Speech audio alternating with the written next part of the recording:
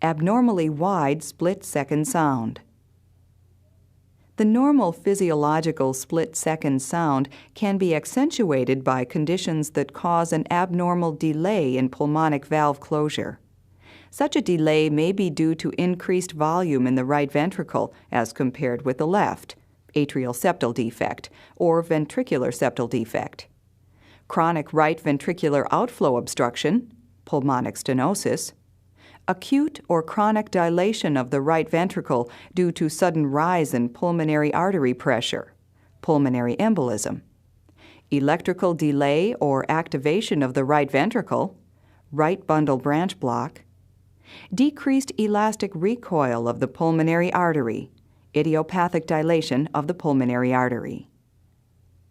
The wide split has a duration of 40 to 50 milliseconds, compared to the normal physiologic split of 30 milliseconds.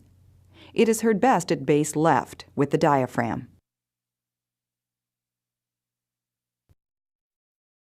Listen to the following widely split second sound. The split will be taken out occasionally to allow you to compare the normal with the abnormal.